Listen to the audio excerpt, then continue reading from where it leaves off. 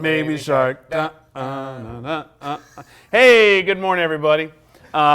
Today is going to be the last episode of Grant Teach Me Something for the year. Episode 7 of Grant Teach Me Something.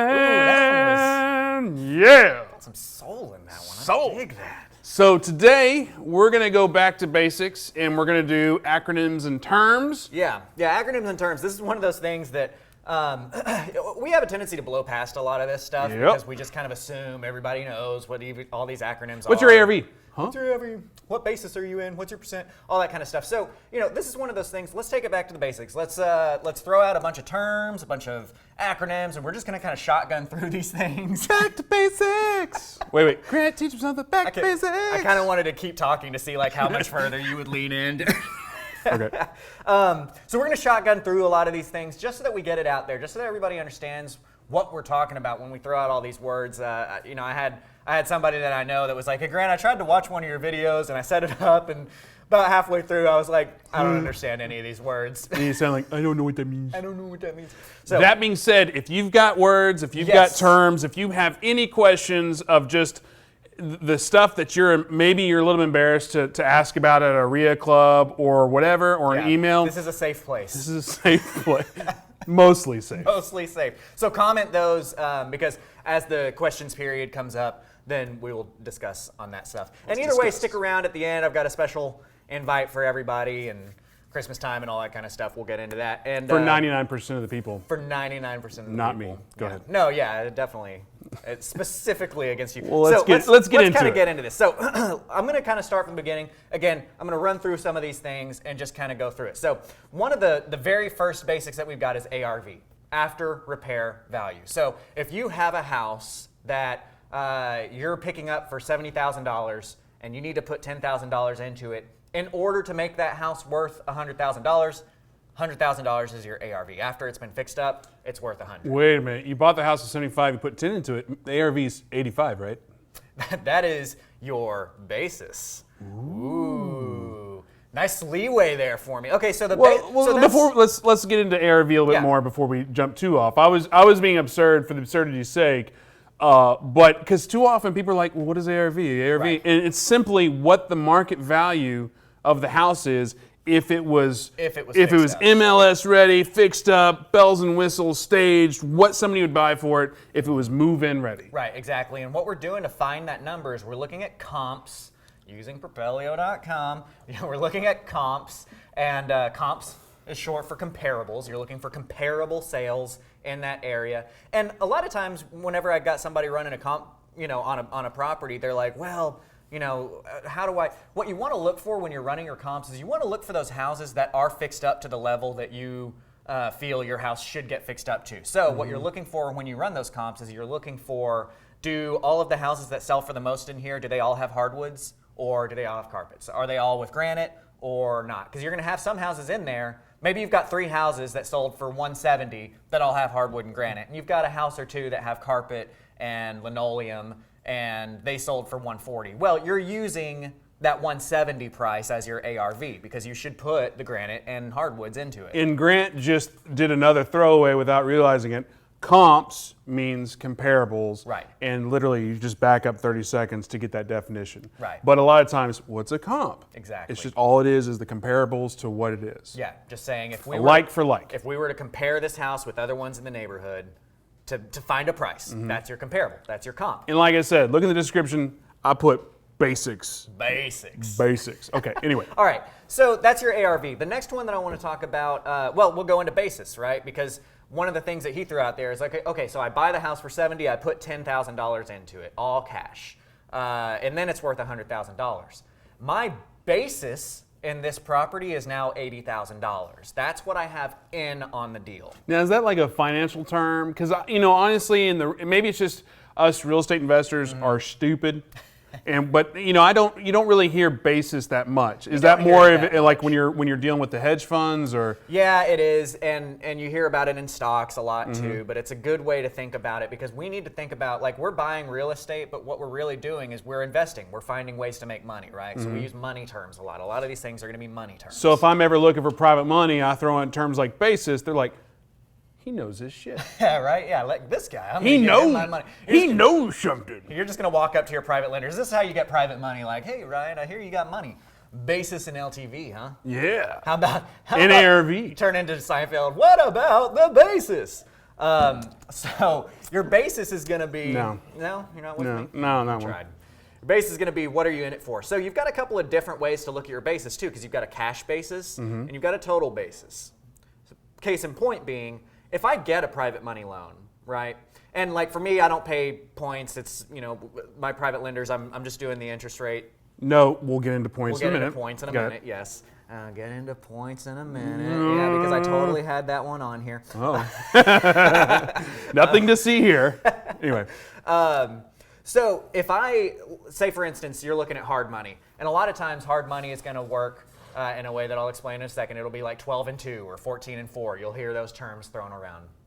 What that means, well, we'll talk about it now. What that means is that you're paying 14% interest on the year, and you're putting 4 points up front. A point is kind of like a down payment that doesn't count towards your loan.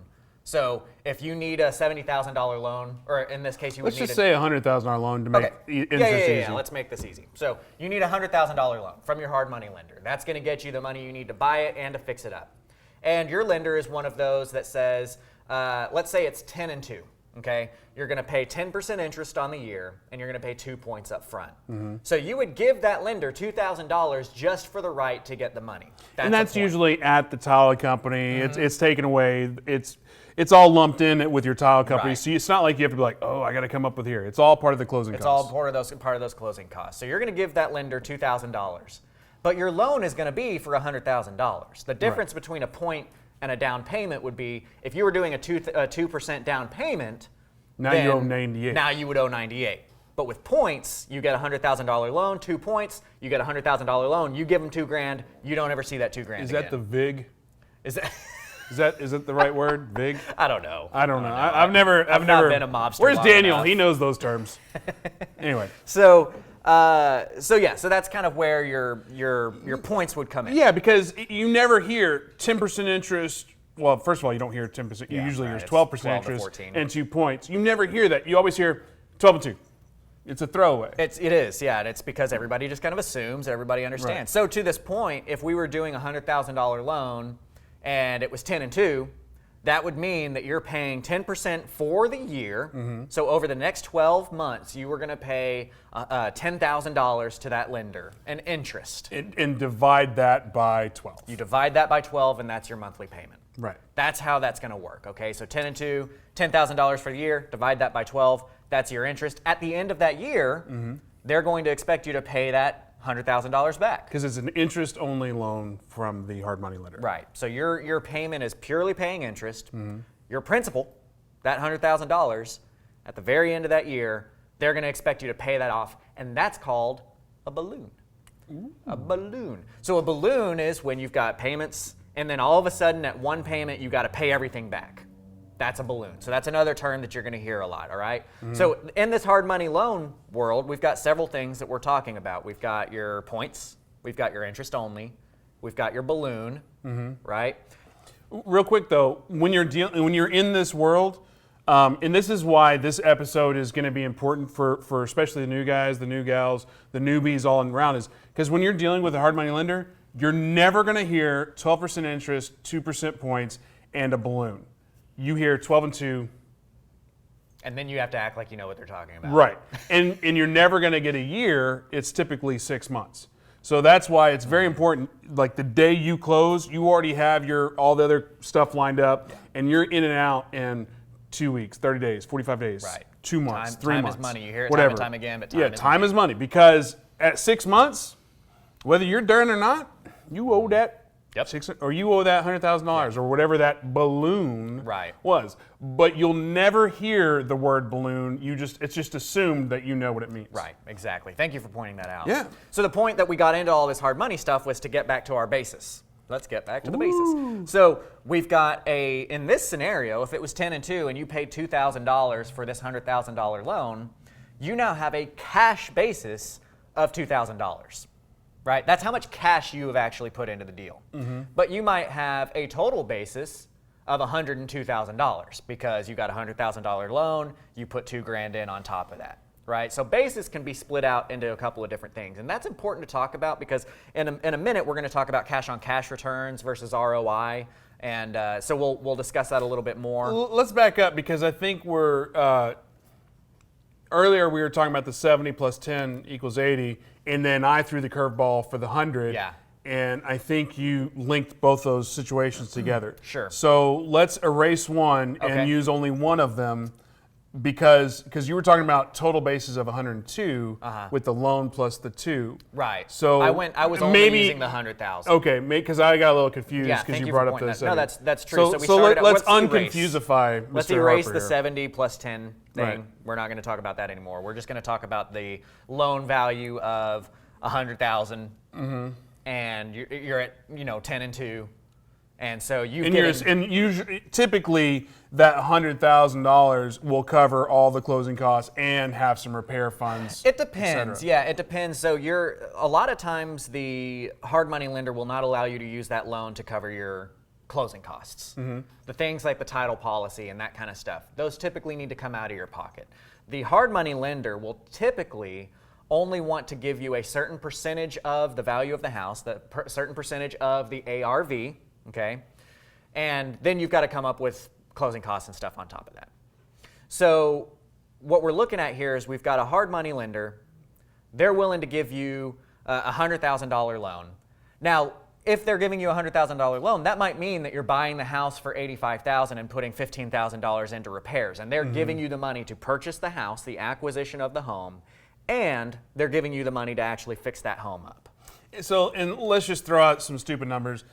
So we're talking about a 12 and 2, a 2 points for the loan itself, and say title fees, whatever fees is like $2,000 just for easy math. Yeah. So I need to come to the closing table with $4,000. That's correct. And then after the closing table, I get 15 back. Right.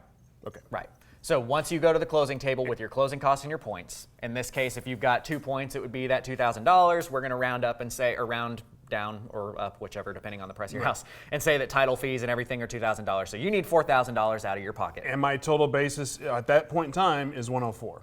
At that point in time would be 104. That would be your total basis. So your cash basis would be $4,000. That's Right. how much cash you've put into this deal. So cash basis is what you're out of pocket, and total basis is everything owed / paid. Everything that had to do with putting that deal in. Because one of the things, like to take that a step further, is let's go 3 months down the road. That was going to be my next question is, say the rehab is not 15, and now I had to bring 15 out of pocket. Right. Out of pocket being? Not from the loan, but out of your bank account. There you go. So now I'm in at 104 plus 15, Right. which is 119. Right. Now is my total basis 119? Yes. Yeah. Sorry if this is mathy. It's just I really want to dumb it down. I'm going to steal something for myself. from Brad Sumrock. I'm going to make everybody repeat after me. I love numbers, and numbers are my friend. Because we like to say we're real estate investors. We're really marketing people and mathematicians. That's what it comes down to. There's a lot of cool things. Like if you watched Daniel's video, was it last week that you did on the spreadsheet? Sure. Take a look at the live videos that Daniel did. He has a really cool spreadsheet for you guys that actually does a lot of this work for you. He even gave that shit away. Oh, shoot.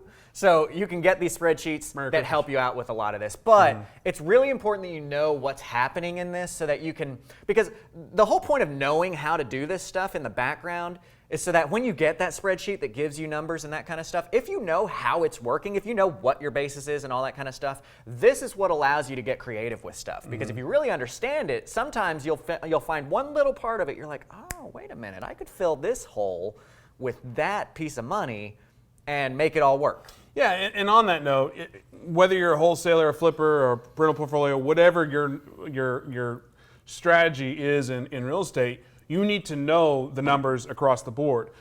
Quick example, this morning, Travion had a lead, and he's looking at the numbers, and we're like, you need to see that house today. Because as a flipper, I'm going to buy here, and if you know he's going to sell here, guess what? You just made $25,000. And his eyes go, I need to get back on the phone and get an appointment. I was like, yeah, you do. Anyway, off the rails, talk about total basis, talk about cash basis. What's Yes. next? So we want to be very aware of that because when we're looking at our returns, we're going to get that here in a second. When we're looking at our returns, we're going to have a couple of different numbers, and we need to know how much money we made on our money, and we want to know how much money the deal made, okay? So that's, with this base of knowledge that we've got here of our basis, our cash basis versus our total basis, that leads really well into talking about cash-on-cash returns versus return on investment. So you've got COC and ROI. Would be these abbreviations that you see. And then the cash on cash would be, say I did spend 19 with the 4 for close and the 15 after. Whatever the profit would be the cash on the 19 cash? Right. So let's say, just to make easy math, right? We've got that $19,000. We bought it, we did a rehab, we did our acquisition at $100,000. Then we put 19 in. We've got 15 in, because 4 was closing. Well, but I'm saying total cash Sorry. in. So we've got 2 for closing, we've got 2 for points, we've got 15 for extra rehab. So now we're in at 19. Let's say that when we sell our deal, after all is said and done, the net that we get from this deal is another $19,000. We would have a 100% cash on cash return. We put 19 in, and we made $19,000. So in the marketplace is 100%, and I'm not trying to be stupid or funny. Sure. Is that good in this market? It is good. A lot of times what you'll see, basic money people that aren't in real estate necessarily, they're looking for double-digit returns, right? That's one of the things that you hear. I can get 12% return on my money. Yeah, exactly. And and it's funny, I have these conversations with people commonly about the stock market because people who are into the stock market are really into the stock market, and I just don't personally. It's just not for me. I'm in, I like real estate, and they're like bragging about these 12% returns they got, and I'm like, dude, I crap 12% returns. Like, Yeah, if I get 12% returned, I really screwed the pooch. that's what I tell them. I'm like, I'm angry if I've only gotten a 12% return on my money. Like, I don't understand how people are so into the stock market with that, and it's just gone like that. And they have to spend their own money to get that money, right? Right. A lot of times in this deal, we're spending other people's money to make our returns. Well, and the reason I asked is the 100% good because in sometimes the marketplace, you're like, even just looking at the numbers when you're pre-qualifying, is this a deal, not a deal? If it's not a certain, you got to set your own threshold. Right. But 100%, you're like, yeah, I guess I'll do that deal. Yeah, and it's very important. That's why we've got both ways to look at it. Yeah. We've got ROI and cash on cash, because here's the thing, is I could technically, let's rewind a minute. Let's say that we didn't have to put that extra 15 in, okay? So we put in $4,000 for closing and for points. If we only made $4,000 on that deal, We wasted a lot of time. that was a stupid deal. You should not buy a house for $100,000 and only make $4,000. That's a 4% ROI. The only caveat to that would be if you're brand new, it's your first house, and the option was to either put $4,000 into a house or put $4,000 or $50,000 into a training guru program. You probably learned way more on that house. Yeah, and I'm scared to recommend to any, because we're going to get into some other basics of how to buy.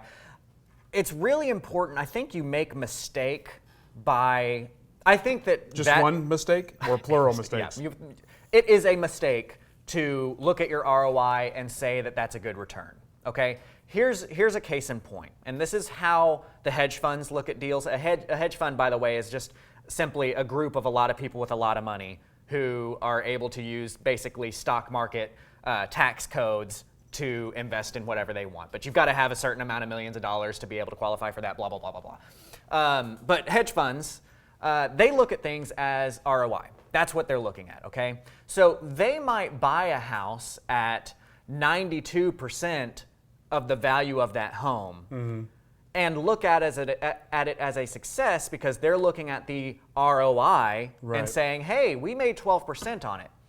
But as an investor in this world, in the real investing home, that's not a good deal. Did I sound like Mario? That's not a good deal. That's not a good deal. Right. Because we need risk protection. Right. You have to assess your risk whenever you're going into a deal. So one of the things that I talk about a lot is that you've got to look at the entire deal. You can't look at just any one number and say this is a deal for that. If you're going to look at just any one number, that number that I would recommend you looking at would be your basis. Right. Okay. The reason that I say that is those of us that have been in the world, the investing world for a while, traditional knowledge says that we want to buy houses at 75% of the ARV.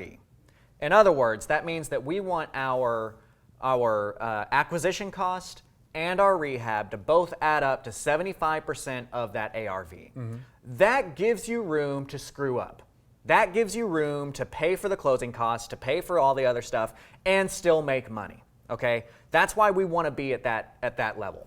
And real quick before you go farther on that is, yes, Grant just says 75%, and then if you're watching this and if you live in the DFW area, you're like, but the market, guys, I mean, everybody's at 80 or 90. It's like, that's fine, let them be. You want to wait for the deal.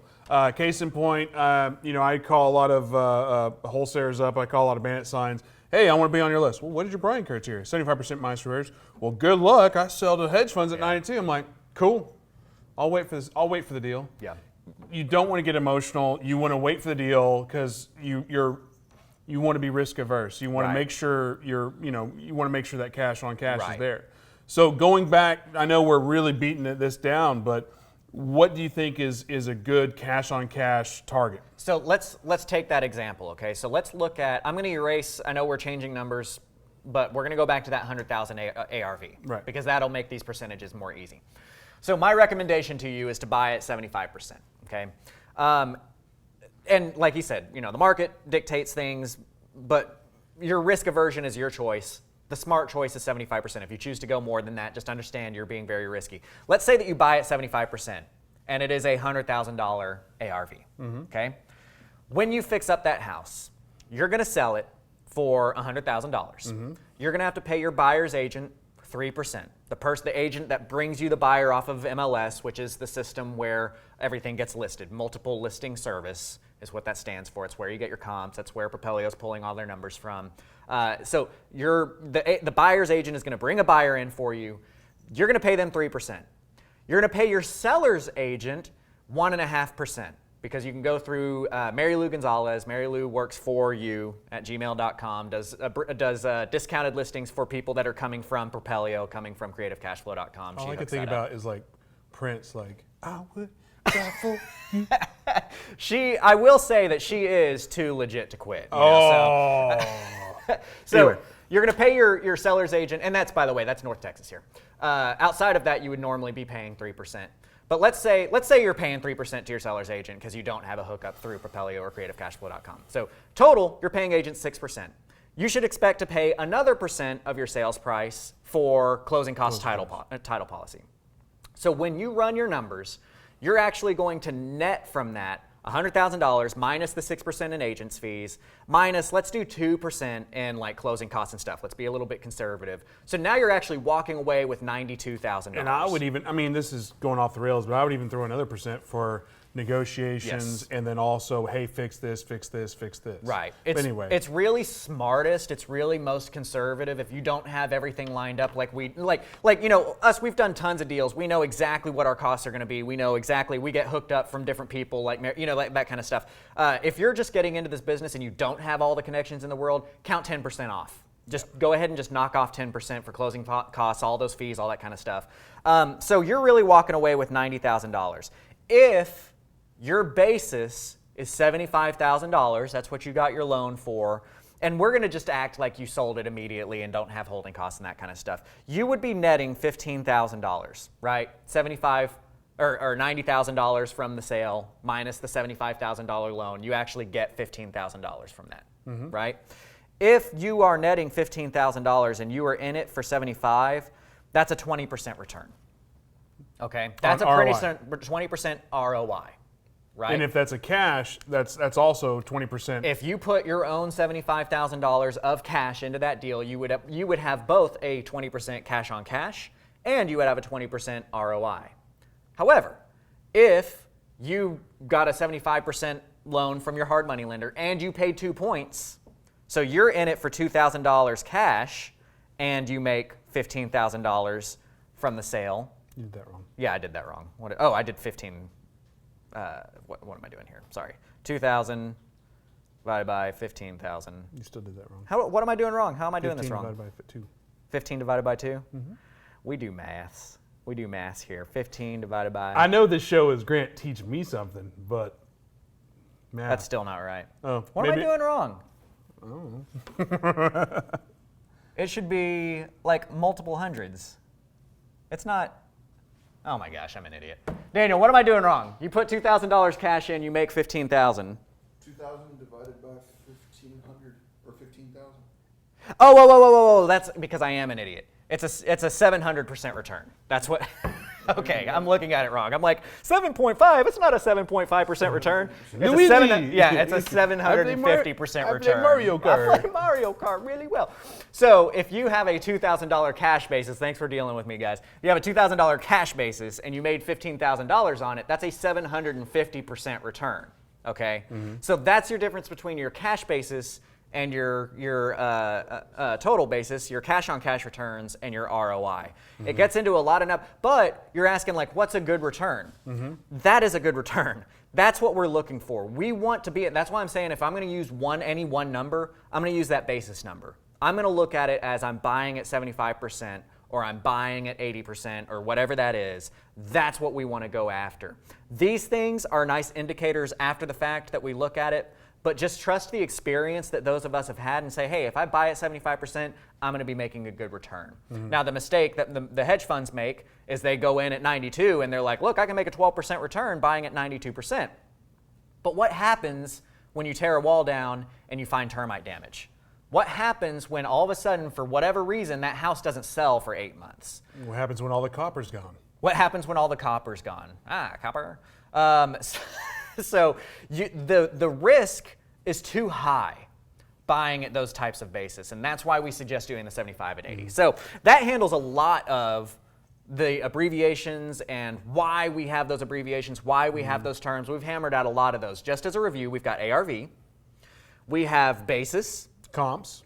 we have comps, we have points, we have ROI, we have COC, Cash on cash. we have, which is the cash on cash. So there's a lot of stuff that's based in there, the percent, the basis, all that kind of stuff. Before we go to the next thing, I just want to say, hey, Merry Christmas and everything, but like and share the video.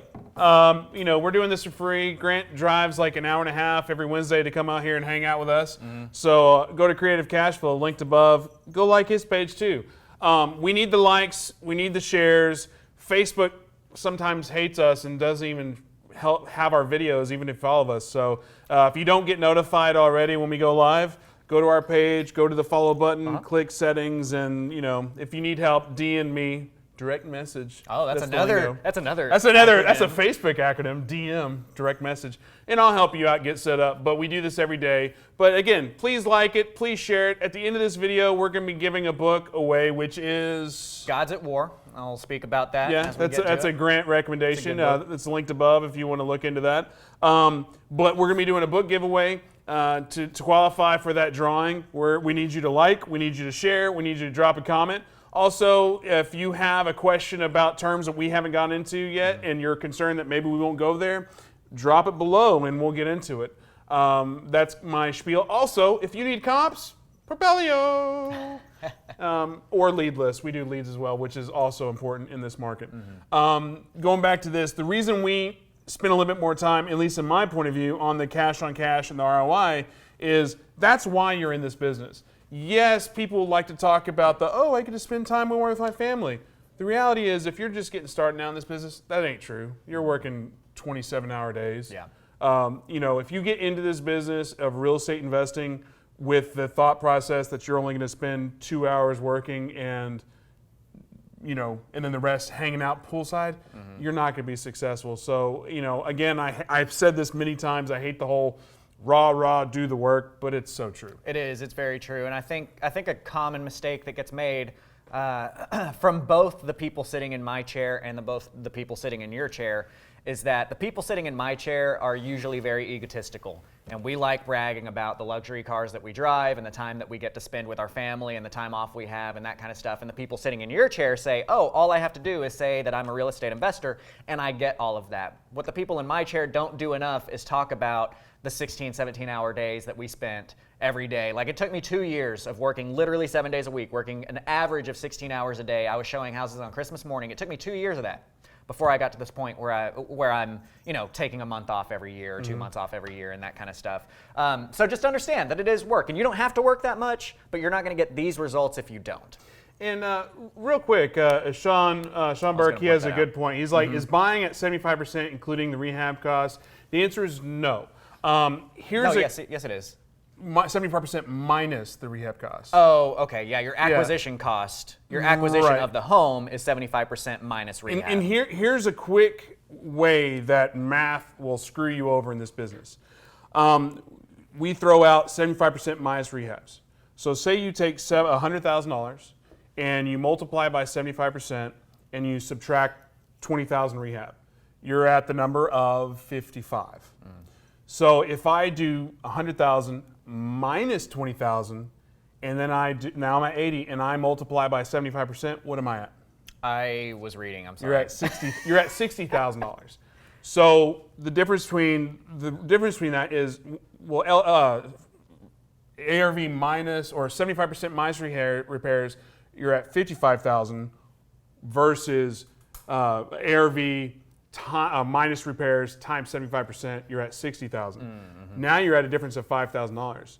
So that doesn't really mean much, except for the fact that if you run your numbers that way, you're leaving $5,000 on the table. Yeah.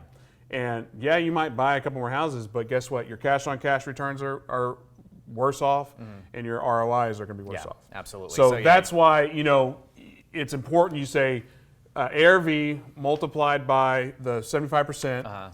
Minus repairs and not flip-flop. Right. So your basis in the deal, when you start that deal, your total basis should be 75% of the ARV. And again, Sean, if you're doing 70% minus repair costs, you're in a great market and you're killing it out there. The reason we're saying 75% is the market. If this was 8 years ago, we would say 65% minus repairs.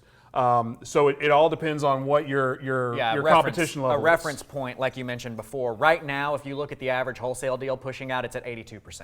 Right. 82 to 85. That's where the market is paying. So we want to be in at 75. That's kind of, and 75 is 70 is ideal. 75 is realistic. 50 would be better. 50 would be better, yes. Okay, so let's jump back in here. We've got a few more things to go through. So let's look at this example where we bought at 75%, okay? And the house is worth $100,000. Now, our loan on that property is 75% of the value. That is LTV, loan to value. The loan is for $75,000 with our hard money lender. The value of the home is $100,000. We have a 75% LTV. Let's do something real quick. You want to bring these over? Yeah, I was thinking about that earlier as well, and Renee has so kindly pointed us out. She's like, gosh, guys. What are you doing? All right. So what we do, and then we need to raise it on top of that thing so people can actually see it. For those, the magic of video production that you don't see behind it, we have 2 kitty litter boxes that we stick this on back here so that you guys can see everything. There ain't nothing wrong with kitty litter. Okay, so we've got LTV. Well, let's start. We've got an ARV on this example is 100. Yeah. What did we say repairs were? 15, we'll say.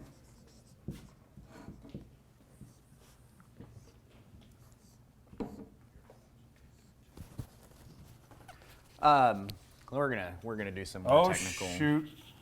I broke it. Got it. And by I mean Travion. Good job calling out our production crew here. Yeah. All right, we'll see how that goes. Okay. All right, so we've got a $100,000 ARV, $15,000 repairs. If we're buying at a 75% basis, that would mean that our acquisition cost would actually be, okay, so our basis is going to be 75%, which is also in this case, since we're using $100,000, it's also going to be $75,000. Our acquisition, in other words, the money that we're actually going to pay to our seller is going to be 75% of 100 minus 15.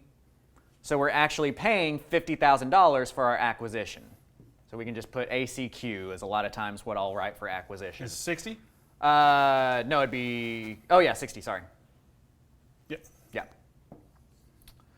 So 60,000 is what we're buying the property for. Now, in this example, Our total basis, let's just say from the day of closing, our total basis is this plus this, our repairs plus our acquisition, $75,000, which is 75% of our ARV. That means that we have a 75% LTV, loan to value. So it's also 75%. Yes. Not always, but just in this example. Not always, because our basis is going to go up as time goes on, right? We are going to be paying more money into that deal through monthly payments, through closing costs, that kind of stuff. We will be paying more money, utilities, into that deal. So our basis will be constantly changing until the day in which we sell the property. But our LTV is 75% of that 100, so we've got a 75% LTV. Right. And loan to value is, I've got my acquisition of 60. Plus repairs. That's 75, but in this example, it's also the basis. Right. Got it. Until time goes on and that basis starts changing. Now, LTV is important with your lending because a lot of times, every time, lenders will only lend on a certain LTV. Lenders will only lend saying, hard money lenders, most of them lend at 70 or 75% LTV.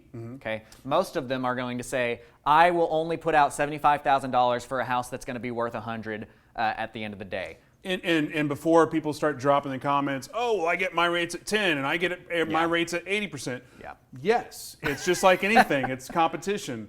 The more people are out there getting loans, the more money gets tied up, and the more competition. Yeah, you could be getting 10 and 1, and again, you could be getting at 80%. But typical. We're talking typical. Yeah, because again, 8 years ago, when you were buying at 65%. Yeah. Guess what? You were looking at 14 and 4 or 16 and 2. Right. So it's just it changes. It's competition. Yeah. So what you're going to see is lenders say something like, "We'll do 75% LTV." Now, what can be confusing? Here's a confusing part: is that very similar to that. Sometimes, a lot of times, lenders will also have a number where they will say, "We will only do up to 90% LTC." Ooh. Loan to cost, okay? This is a way that lenders want to get you with some skin in the game. Lenders want to make sure that you have money out on the table from your back pocket, that not everything is being leveraged from their money, because they want to make sure that that you have motivation to do everything. If you've got everything leveraged with their money, you might not be as motivated to make things work. You said 90? 90. So for me being the stupid person, if I'm looking at this, my loan to cost is 90%. So if my cost is 60, is it 60 plus the 15, which is 75, and then 90% of the 75? Correct. Good job. So that's what we're looking at. We've got a 75% basis total of what we say that we contract the house for 60. We know that it's going to take 15, so we're asking for a loan of 15 there. So that means that we're asking for a loan of $75,000. Well, they're cool with doing that because they said we will lend up to 75% of our ARV, but what they're not cool with is giving you all of the money that you need without you putting any money in on it. So what they're going to add to that is they're going to say, look, we'll give you 75% of the LTV, but we will not give you 100% of the money you need to make a deal work. We will only give you 90% of the money that you need to make a deal work. Thank you for doing the math in the background, right? Somewhere in there. Ish? Yeah. We'll just say ish. Ish. So what they're saying to you is that, okay, we understand that this deal needs $75,000 to work. We're going to give you a loan for $67,500, and you need to come up with the other $7,500. That's what they're going to tell to you. So you've got an LTV, which is loan to value, but you've also got LTC, which is loan to cost. And you might get stuck on that sometimes. That might kill you because a lot of people can get excited about like, oh man, they'll do the 80% LTVs, they'll do the 80, but then it's like, yeah, but we do 80% LTC too. So you're still bringing a lot of money to the table. So which one's better, loan to cost or loan to value? Well, they work in conjunction, right? They work in conjunction. You need to know both things from your hard money lender. Will you do 100% LTC because that's what you want? You want 100% LTC. And what is your LTV requirement? Right. Okay. Well, let's see if anybody has any questions on that. Let's see. 80% dang. Well, yes, I do work on a date. Thank you. Sorry about that. Sent you a note on your website about the 2 LLC system. Okay, so we can address Sean? that. I'm going to go into another part while he's looking into this because I think we've pretty well covered our LTV, LTC, and all that kind of stuff. Another thing that we've got to worry about is our MAO, our maximum allowable offer.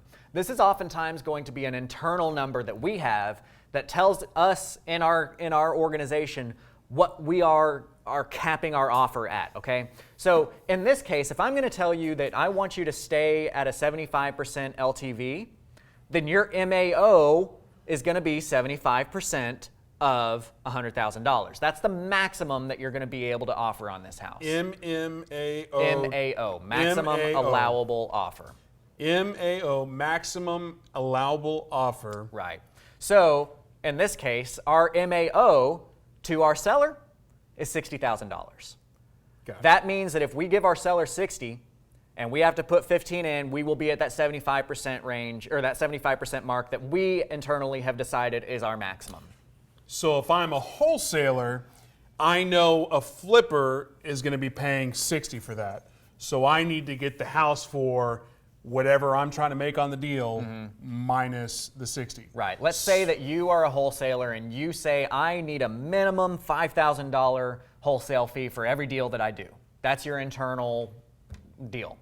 Your MAO for this house that we just did would be $55,000. And if you're a wholesaler and you're not running these types of numbers before you make an offer, you're an idiot. I mean, seriously. I mean, you need to know your comps or your comparables, but you also need to know what the market is going to pay for it.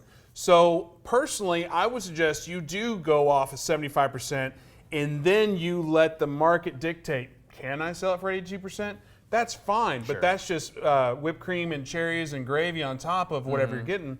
But if you're going this and you're going, okay, if I contract for 55, I lock in my 5 because I know Ryan will buy the house at 75%, but maybe Joe Schmo or that hedge fund's going to buy at 92%. Well, guess what? You just made a lot more money, but at least you've locked in that 5. Right. Don't go for the jugular and just assume that you're going to get 92%. That's how you lose money. That's how you're going to lose. You're going to lose your name because, trust me in this business, your name is your bond. I know that's kind of blah, blah, blah. Yeah. But anyway, so what's our next Okay, words? so Because I think we killed Yeah, that. I think we've got that all handled up. Now let's talk about some more loan terms. We've got amortization. We've got we've got ARMs. We already talked about balloons. Amortization is simply this. Anytime that you've got a loan with a percentage, an interest rate, and you're paying the same payment over a set amount of time to pay down that loan, that is your amortization. Home loans, car loans are amortized loans. So you have a loan for your house for $100,000 at 6%, which means that you're paying $500 a month for the next 30 years. That is an amortization. The amortization is those terms. So what about my student loan that every 2 to 3 months I get a notice that it's changed? What is that, Grant? You also have adjustable rate loans. Ooh, that sounds sexy. Adjustable rate loans, is that in between the times where they call and say you haven't paid me my loan? It's also, I need my money and you owe me more. I can neither confirm nor deny. So an adjustable rate loan, the way that they're going to work is they're going to say, okay, so I'm going to amortize this loan. You're going to get payments that are 6% for 30 years, and that's $500. But in 2 years, we're going to take a look at what the prime rate is. In other words, we're going to take a look at what the good borrowers around the United States are getting and see what that interest rate is and adjust yours accordingly. But going back to your original term, amortization, it's just a set, boom. Yeah, amortization is a way to describe you have the same payment over a period of time. Cool. You can have different amortizations, and an ARM is one of those types of amortizations. So you're going to have it adjust. It's an adjustable rate mortgage is an ARM, and have that adjust every so often, and it's going to be based on something like the Wall Street Prime or LIBOR. They're going to look at these two rates that get published every week, and they're going to say, okay, well, this week the Wall Street Prime is 4, and your mortgage is going to be whatever Wall Street Prime is plus 2%. So in 2 years, we're going to relook at it. Right now, you've got 4% for 30 years. Right now, that's cool. In 2 years, we're going to look at what the Wall Street Prime is. We're going to add 2% to it, and that's going to be your new mortgage. Okay? And that's how they run that. In 2 years, they look at the Wall Street Prime. If the Prime now is 6%, they're going to say, okay, now your mortgage is 8%. Because Prime was 6, we're adding 2. Now your mortgage is 8%. Okay? So that's how that works. Just some terms on that side. You've got your adjustable rate, which describes that whole mortgage. You have your, you've got your index. Thank you. Your index. I said thank you to nobody. You've got your index, which in this case is the Wall Street Prime or LIBOR. And then you have a margin, which in that example would be the 2%. You're taking your index plus your margin, and that becomes your note rate. Okay? So there's some terms about how adjustable rates work, how amortization works. Another abbreviation that you're going to see oftentimes, and now I'm just kind of shotgunning through some more. Through. Another abbreviation you're going to see oftentimes is K for the word contract. Okay, it's a legal term, which actually comes down to, I think the Latin word for contract was like kappa or something like that. And I can't remember. I was going to act like So when I get in trouble for texting back K to whoever, I'm like, no, baby, I was saying contract. just saying contract. So K is a legal abbreviation for contract. If you ever email me or text me and I come back with, hey, get the K, it's talking about get the contract. If you're talking to an attorney, it might be likely that they're going to say K. I did not know that. Yeah, it's a good thing to know. Always getting them nuggets. Deed and title. Deed and title are going to be two things that have actually two different meanings, right? So when I talk about did you get deed to the house, I mean, did the warranty deed get signed from your seller to you? That gave you deed to the property. Okay. When I talk about title, title can refer to that. Title can refer to getting deed to the property. But title can also refer to a title policy, which is an insurance policy that your title agent is going to charge for. Which, in short, when you buy a house and you go through title, you go through the title work, you go to a title company, they have done research on that property to make sure that the deed has transferred properly from everybody up to you. Okay. And on that, I think the reason it's so synonymous there, deed and title, is, you never want to assume anything, but if you're not getting insurance on your title policy, what the hell are you doing?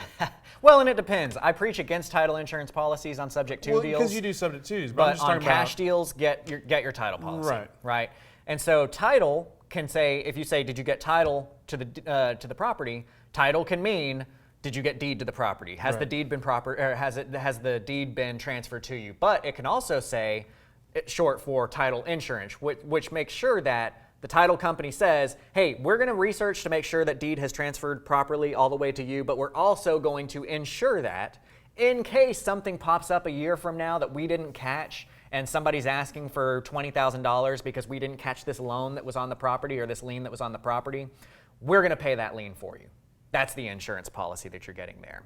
Okay, so title can be getting ownership. It can also be the insurance policy that goes along with the ownership. And I've only got a couple more left before we finish this up. So I want to remind you guys, like this video, share this video, put a comment in the video. Let us know if you've got something that you want us to describe. This is a safe place. We want to make sure that everybody understands there are no stupid questions. If there's a term we haven't covered that you're curious about, throw it in there. Like the Propelio.com Facebook. Like at CCF Mentors, that's my CreativeCashFlow.com. And we're going to be doing a book drawing here in a second. So if you like it, if you share it, if you put a comment, your name goes in a hat, we're going to draw, you're going to get a book. It's a book that I'm recommending called Gods at War. It's actually not a business book, but I think it's an important thing to get into. So, and it's Christmas. It's free. Christmas time, and it's free. So the last things that I'm going to cover are going to be on the terms of comping your property. K is also a street name for ketamine. Thanks, guy. It wasn't a guy. Thanks, gal. It was my. Is that your girlie? My lovely friend. Oh, okay, wonderful. My lovely +1. Thanks, +1. Yes, K is also that. K is also a way to get your girlfriend mad at you after she sends you a long text. I told you it would happen. Like, Grant is good at this. Inside joke. Anyway, move on. Okay, so CDOM and DOM are two things that we need to know about. Right. CDOM, let's start CDOM. CDOM and DOM both it's CDOM is cumulative days on market, DOM is days on market. So when you get your comps, when you are looking at the other properties that have sold in your neighborhood, one of the very important indicators that you need to look at to see if this is a deal worth doing is how long do houses stay on the market in that neighborhood until they sell. Right. Right now, we're in a hot market. You're going to see numbers like 4, 7, 13 days on market. Sometimes you, I know, you buy that house, and in those neighborhoods, you know that you got it sold. I'm thinking if I get 2, I'm getting nervous. A market like this, it should be a 1. So, but you know, in those slower markets, you're going to see 60, 80, 90. You know, that kind of stuff. And it's a price point thing too, because if you've got you know, a higher income or not income, a higher ARV. Yes. See what I did there? A higher ARV house, it's not out of place to see a 30, a 60, a 90. Right, exactly. That being said, if you see a like 400, maybe not. You might want to price that in on the discount. Right. So yeah, exactly. When you're buying your house discounts that you're buying on are also going to be determined by how long are you going to have to sit on that house. Because remember when we talked about total basis, and remember how total basis also includes the payments that I'm making while I hold that property. If I want to make money on my deal, I can't buy at 85% and then hold a property for 9 months paying $1,500 per month. And let's get into the discount, because like, I don't know if that's a term or it's just an understood thing, because like, case in point, I looked at a house this weekend that had a violent death history. So you need to have, there's gonna be a discount there. You just need to determine what that is. But in addition to that, the comps in the area, they all had a 60 to 90 days on market, because we're on that. So those discounts, you need to find, because I mean, they're relevant. You know, Right. so on your business, do you add those discounts together, or do you kind of get an average and kind of, or is it just kind of like throw the dart at the board? Yeah, it totally is an internal risk assessment that you have to take on these things, right? Like I said, buying at that 70 to 75% mark, you're pretty well covered for most everything that can go wrong on you. That's why we like to push for that. But if you start pushing those values into the 80, 82 mark, don't buy a house at 82 cents that has a 90 DOM, right? Or a violent death. Or a violent death. That has put your risk over too much. You need to work that into your discount. Similarly, here in the Dallas area, okay, we're buying at 80, 82% average, but Fair Park, you're buying at 70%. Richardson, you're buying at 85, 86%, right? Those days on market, those violent areas, you know, the desirability of that home factors into what kind of discount you need, because it's all part of how much money am I going to put in and how likely am I to make my money back. And when you look at the discount, are you looking at the discount of the ARV or a discount of what you're offering? Because in my point of view, so the house I looked at was a 500 ARV, but now I got to throw in the discount. Right. Am I going to be able to sell that for 500? Right. Is it more? Is it a 485? Is it a 450? And that's when I need to determine what's that discount going to be on that violent death. Right. And then you throw in the days on market. Okay, well, I don't want to sit on a house that at that value because of my loan to value, Right. because of those points, because of that interest. Right. So I got a further discount because I want a 1 to 2 week days on market. Right, right. Time it back. Yes, exactly. So that's, you need to discount that. And I'm typically discounting off of the ARV. Similarly to that, like what if, this is going to be a more common one that you guys are going to run into, is what if your house is on a major road? Okay? Right. You're not hitting a violent death. You're not hitting something like that, a super $500,000 But house. you can't look at the same comp one block over that's Exactly. on a peaceful 30 miles Internal per hour. comps cannot be used on a major road comp. If you are on a major road, you have to knock off 7 to 10% of the value from that house. So you run your comps and they're all in the inside of the neighborhood, but yours is a thoroughfare, something that has a white line down the middle of it, or a yellow line or whatever down the middle of it. You need to knock off almost 10% from whatever value ARV that you get from these houses inside, and then do your 75% of that. That's how we get to it. So, real quick, just because I think we passed an opportunity to answer this one, and we can go back. Alfred was like, what's the difference between an ARV and a CMA? That's actually my next. Ooh. My next. There one. you go, Alfred. My next / last definition is CMA. Okay, CMA is a report that you're going to get when you're talking about getting comps. That is your CMA. Your CMA is a comparative market analysis, okay? So when we say we're getting comps, it's actually short for comparative market analysis, which is a CMA, which as you get a CMA from your realtor or whatever, it's gonna say CMA at the top. And all CMA means is that it's gonna show you every other house that's sold that is comparable to yours. In other words, you want houses like if you've got a 1,000 square foot house, you want houses that were sold in your neighborhood, only in your neighborhood, and you want houses from 900 square feet to 1,100 square feet. If yours is a 3-bedroom, you only want to look at other 3-bedrooms. If yours is a 2-story, you only want to look at other 2 stories. You're comparing your house to comparable houses in that market. And from the CMA, from those comps, you will find like an average price per square foot for a home like yours. Then you're going to multiply that dollar amount times however many square feet you have, and that is your ARV. That is your value of your house once it's been fixed up. And I would make sure that you actually utilize the CMA. Propelio, we actually have a button, run CMA. But I hear this several times throughout the week. Well, Propelio said my house was this. Wrong. Propelio didn't tell you shit. Your inputs, what you chose in your comps is what Propelio told you. And I'm not going to talk on that because I'm not an expert on that. Yeah, valuing the house is a skill. It's a science and Right. it's an art form. So Right. you get the CMA, it tells you a bunch of information. From that, you deduce your ARV. Right. Your ARV is what your choice is. Right. And I would also say this, you always need to do the CMA because I have a huge bad habit of this, and that's I look at the snapshot of, I'm like, it's about a 180 house. And you should not do that because you're not really giving, you need to do your due diligence accurately. Yeah, be very careful. This is where you make money, is you figure out what it's going to sell for, and then you go from there. Mm-hmm. So unless you guys have any other terms, do we have something else? There is a question. Jason Witherspoon, this is off subject. Is there a possibility that when you have a subject to deal in place, that the original owner has the mortgage? Here, you just read it. I can't read out loud. I can't read. All right, Jason. Right there.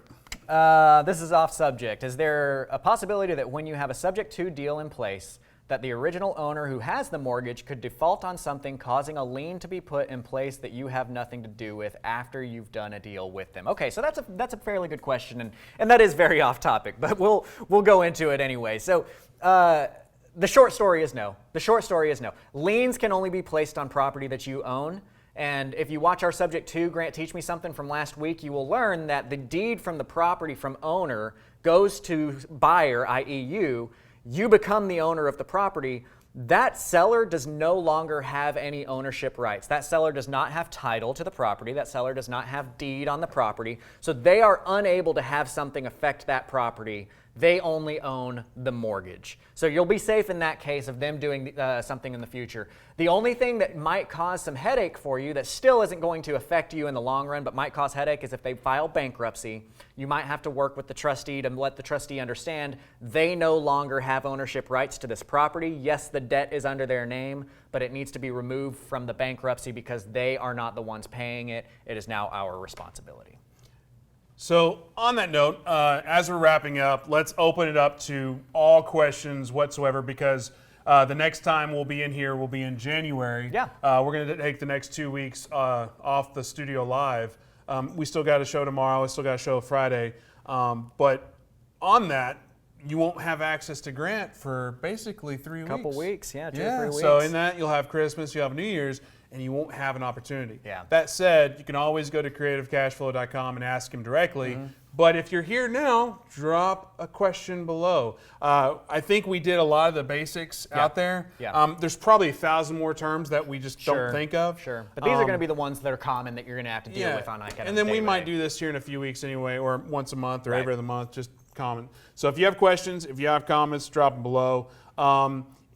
I know, Grant, before we started, you wanted to do you wanted to take over the last segment, I'm going to give you this opportunity. I'm going to go off script a little bit here and start off by saying that this is something that like you see on the beginning of NFL or broadcasts and stuff, like these are the thoughts and views are not shared by Propelio.com. This is Grant Kemp speaking to you guys separately from Propelio.com. So just understand that these are opinions of mine. But I do want to talk a little bit about, we're up here every week and I'm teaching how to make money, and we're focused on how to make money, and we're very money driven. And you've even heard me say I'm going to, like, if somebody asks you why you do this and you say it's because you want to help people, then I'm going to smack you. You don't say, I want to help people. I want to help because I like helping people. That's what you guys sound like. I do this because I like helping people. You don't do this because you like helping people. You do this because there's a lot of zeros at the end of the checks that you get from this, okay?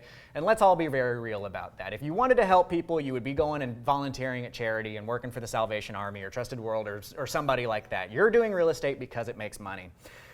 That can get really difficult for us as investors. We can really put that priority more important than it really should be, and it becomes an idol in our lives. It becomes something that we're really too focused on. And I feel like really if you're going to be successful in this industry, I feel very strongly that you've got to have a good balance of life. And I think very strongly that balance is you've got to put God first, you've got to put family second, you've got to put everything else will find its place behind that. So I know that it's really easy because I've been in that seat.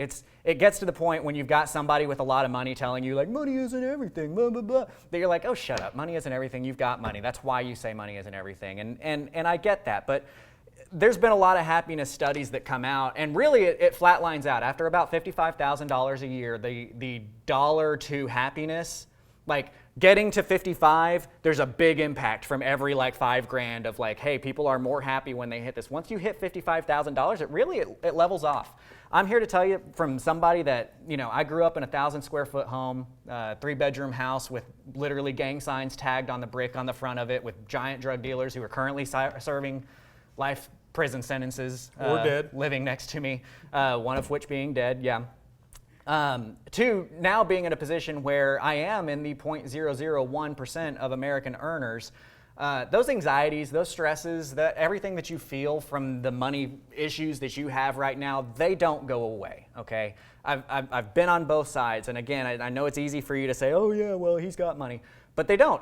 You're going to always have that there. The only thing that's going to give you that comfort, the only thing that's going to take those anxieties away is having a proper balance, and it is going to be that God, family, and everything else. The reason why I was able to get where I am today is because I went into this with prayerful consideration. I didn't just jump in and say, I'm going to do this. This was something that I felt God leading me to do, and I think it's in Romans 14, if God is with us, then who can be against us? And so I felt very strongly on that.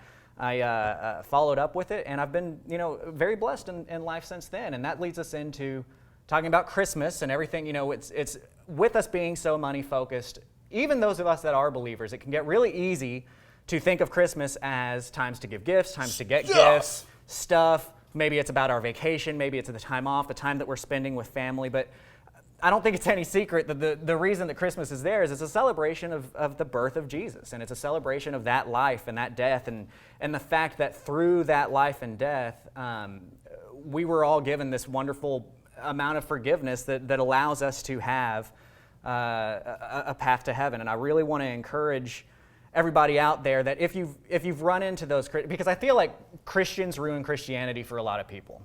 There's a lot of the most common stuff that I hear back is the hypocrisy of the church and the God hates fags people and all that kind of stuff. And the sad part and also part of the beauty of it all is that that's kind of the point, is that we're allowed to be stupid. We're allowed to screw up. Every one of us is screwed up. The point of Jesus' birth, the point of the death, was that even through screwing up, even through having all of that, you are forgiven, you do have a path in.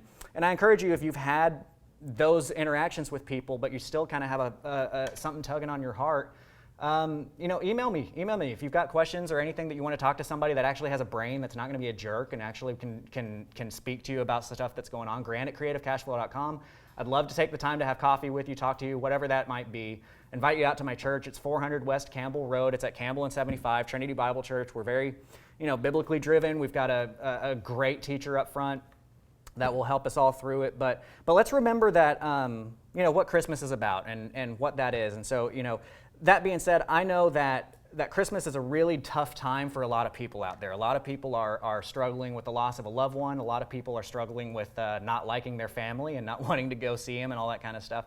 I want to put the invite out there that if you're going to be spending Christmas alone for whatever reason, if it's just because you don't like your family, if it's because your family is in another state, if it's because you're grieving the loss of a loved one, I want to invite you and your husband or wife, your kids, I want to invite y'all out to my house for Christmas dinner on Christmas. So I just want to point out, this is the man that does not want to be tagged on Facebook for anything. Just open up the floodgates for people to come into his home. It's true, yeah. If I come to your house, does that mean I could be Facebook friends with you? I don't know. We'll see. Okay. And the answer honestly is yes. The thing is I don't want to use my Facebook as a business thing. My personal Facebook is for me to go on and chat with my friends. And so I'm sorry if you have sent me a friend request personally and I've denied it because I keep my personal Facebook. Everything interaction with me through Facebook is at CCF Mentors. But I want to say, like Christmas Day, if you're going to be spending the time alone for whatever reason, come out, Christmas dinner. I live up in McKinney. I'm going to be smoking a turkey. If there's a lot of you, I'll be smoking 2 turkeys. Just bring a side. We'll hang out. We're going to have board games. We're just, it's going to be me and my friends and a couple of us just having a good time. And so how do I RSVP for that? So again, email me, grant@CreativeCashFlow.com. And again, the invite is open to anybody. So is this a day thing, a night thing? It's going to be a Christmas dinner, So we'll probably kick it off about 6 or so, and then just kind of stay as late. And you can come and go as you please. It's just going to be a relaxed time of, like I said, board gaming, hanging out with friends, that kind of stuff. Promise I'm not going to be beating you upside the head with a Bible. Let's just hang out. Let's just have a good time. Give you an opportunity to spend Christmas with some people having fun. Well, I think that's awesome. I'm going to make my best efforts to go up there, though McKinney is out of my bubble, but it's Grant. Sure. The book we're giving away today is your recommendation. Yes. So let's get into that for a second. Yeah, the book is related to kind of what I'm talking about here. It's really easy for us to put money first. It's really easy for us to put, I know us. I am that guy. I am that guy that I can get really laser focused on one thing and get my priorities wrong. And those of the people that are closest to me know, I get smacked into place whenever I do that. Whenever I don't put God, family, everything else, I've gone through long bouts of pretty serious depression. I've gone through a lot of stuff whenever I get my priorities wrong with that. God's at War is a really good book to talk about that, to talk about how we can put things in the wrong order, what this turns into with different idols in our life. And it can be anything from what we look like. I know a lot of females, get really involved with, I've got to have my makeup on and my looks, or, guys, those of us that are guys, we struggle with lust and a lot of things like that and getting our wandering eyes and money. I'm too fat. So it's a good book to kind of get us reprioritized. And that's what we're going to do our drawing on, okay? So if you've liked, if you've shared, your name's going in the hat. I'm going to provide that book for you, whoever wins. Yeah, and we're going to change it up. I think the way we're going to do the drawing today is instead of picking a word, instead of doing a drawing, what I want you to do in the comment section is, wait for it, is the first person to type out their favorite charity will win the book. So just list your favorite charity. Mine would be the USO. Second would be Trusted World. Trusted World. So your favorite charity, put it out there. Later, if you want to drop a link to that charity so other people, maybe if they don't have a charity, they can go to it. So the first person there you go. Jason Witherspoon, Doctors Without Borders, great charity. We'll send you the book. But go ahead, leave your other charities out there. Dementia, is that a charity? I think there was another question in here that we can go back to. Jason was saying he was trying to negotiate a house right now with the owner in a nursing home and not capable of making decisions. The kids want to sell me the house but don't have power of attorney. Mm-hmm. What options do they have? Yeah, so I would recommend first and foremost speak to an attorney about that because that can get tricky if they are in a position where they are not legally allowed to. Yeah, I've got a friend calling me whose name is the Ginger. So, Alan, I'll get to you here in a little while. So, if they are not legally allowed to sign contracts, that can get tricky, and a lot of times the court has to be involved with that decision. But talk to an attorney. I don't feel comfortable giving that kind of information out over a video without knowing all the ins and outs. And I recommend like Tina at Horn & Associates. You can do Tina at Horn, Horne, realestatelaw.com. I like Tina. Yeah, Tina's really good. She can get you hooked up with the right people for that. One of the reasons I like Tina for situations like this is that she has a really wide network of attorneys. So even if that calls into a need for some other type of attorney, she will have a good recommendation for you there. So I guess I don't really see any other questions. My last plug would be, burp a little under my breath. If you have ideas for 2018 of what you would like to see Propelio go into, what you would like to see Grant go into here for Grant Teach Me Something, you can reach out to Grant, reach out to me. We're real estate guys. We're not TV guys. I know we do this and we try to be successful. We try to do as much as we can here. But ultimately, it's a time management thing. And a lot of the times, I hate to say it, is we're winging the fuck out of this. And I hate to throw the curse word right after you beautifully went into Christmas, but it's true. So any help you could give us as far as ideas for where we need to go or what content you would like to see or questions you would like to have answered, that would benefit me greatly. And you might be thinking, Jason was saying, you open up the floodgates. Hell yeah, bring it. Yeah, I mean, we want it. The content is king. And is key, and a lot of times you don't know what you know until you know that somebody else doesn't know it. Yeah. I don't know if that made sense. No, that makes total sense. So yeah, please, I encourage you guys, comment. At CCF Mentors is my tag. You can tag me. Again, don't forget to like and share and all that kind of good stuff. Yeah. But we want your input. Sincerely, we want your input. We want to know what you guys are interested in, because that's the advantage. That's the cool thing about being in a position like we are, is like, man, I've been there, done that. I've done a lot of deals, a lot of different ways. So I probably have an answer for you for whatever it is that you're curious on. And if I don't, we'll figure it out. So please let us know. And one of the hashtags you may see me drop every once in a while is join the conversation. And that's not me trying to be all millennial about hashtagging. It's literally we want to have a conversation here. We don't want to be a couple of stooges up here on the stage and be like, hey, look at me. Da da da da da da da. We the Game of Thrones theme? No, I think that's a Howard Stern thing. But we want, it might be, I don't know. But we want it to be a conversation. We want your input. We want, back and forth. I think, again, we've done what we normally do, which is beat something over the head. And we just want to end up saying, Merry Christmas to you guys. That's coming up. Have a great Christmas. Yeah, Again, I very safe. Sincerely, I wish you the best. I hope that you are safe.